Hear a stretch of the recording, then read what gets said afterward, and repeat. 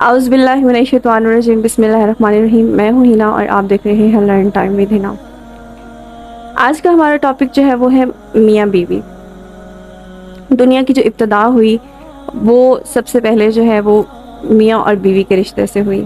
اللہ تعالیٰ نے سب سے پہلے حضرت آدم علیہ السلام کو تخلیق کیا، ان کا پتلا بنایا، پھر ان میں روح پھونکی اور ان کو جو ہے جنت میں عیش و آرام کے لیے چھوڑ دیا۔ لیکن حضرت آدم علیہ السلام جو تھے وہ بہت زیادہ پریشان، غمگین اور اداس رہتے تھے، تو اللہ تعالیٰ نے ان کا جو ہے وہ جیون ساتھی بنایا جو اماں حوا ہیں۔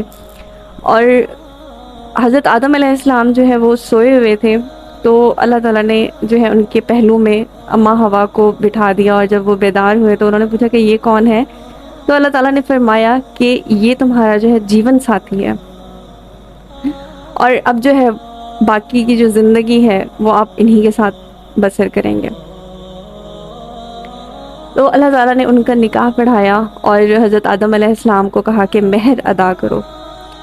اور یہاں پہ میں مہر کا جو ہے وہ آپ کو بتاتی چلوں کہ مہر وہ کسی کی بیٹی کا سودا کرنا نہیں ہے، یا کسی کی بیٹی کی قیمت لگانا نہیں ہے۔ مہر جو ہے وہ ایک علامت ہے جس سے یہ چیز ہمیں پتہ چلتی ہے کہ اب نکاح کے بعد جو ہے وہ نان نفقہ جو ہے وہ لڑکے کے ذمہ ہے، عورت کا، اور اس چیز کو مہر کہا جاتا ہے۔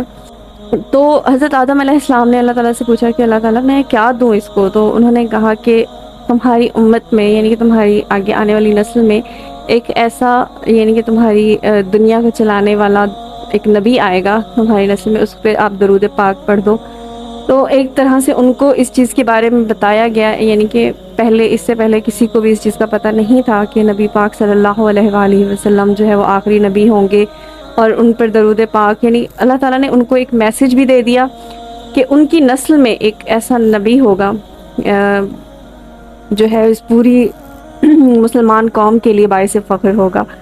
دنیا کی ابتدا جو ہے وہ اس طرح سے میاں بیوی کے رشتے سے ہوئی، اور اس دنیا کو جو ہے سب سے پہلے اللہ تعالیٰ نے حضرت آدم کو بنانے کا مقصد ہی یہی تھا، سب سے پہلے پیدا کرنے کا مقصد ہی یہی تھا کہ اس دنیا کا نظام جو ہے وہ مرد چلائے گا، نہ کہ عورت۔ عورت جو ہے وہ اب مرد کی معاون ہوگی۔ معاون کا مطلب ہوتا ہے کہ مددگار، مدد کرنے والی، یعنی کہ مرد جو ہے وہ کما کر لائے گا اور عورت کے سپرد کرے گا، اور عورت کی ذمہ داری ہوگی کہ وہ جو ہے وہ اپنا گھر چلائے اور اپنے بچوں کی پرورش کرے اور اپنے بچوں کی تربیت کرے اور دیکھ بھال کرے اپنے گھر کی۔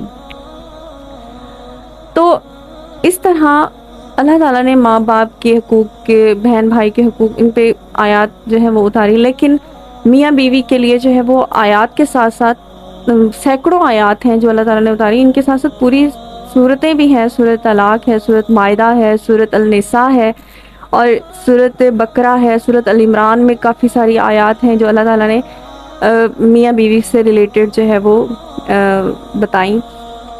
میاں بیوی کا جہاں پہ رشتہ بہت زیادہ اہم ہے، وہاں پہ یہ بہت زیادہ کمزور رشتہ ہے، یعنی کہ اللہ تعالیٰ نے جو ہے وہ بن جاتا ہے لیکن ایک بول پہ ٹوٹ بھی سکتا ہے۔ انشاءاللہ اس سے ریلیٹڈ، میاں بیوی سے ریلیٹڈ جو ہے وہ آگے بھی میں ویڈیوز بناتی رہوں گی۔ میں نے پہلے بھی ایک ویڈیو بنائی تھی جس کا لنک جو ہے وہ میں اس ویڈیو کی ڈسکرپشن میں ڈال دوں گی، اور آپ ضرور دیکھیے گا، میری ویڈیوز کو لائک کیجئے۔ انشاءاللہ اب جو ہے اب رمضان سٹارٹ ہونے والا ہے، تو ہم رمضان سے ریلیٹڈ بھی کچھ ویڈیوز بنائیں گے، اور آپ جو ہے مجھے ٹاپک بتائیں کہ رمضان کے حوالے سے ہم کیا کیا ٹاپکس جو ہے اس پہ ڈسکس کر سکتے ہیں۔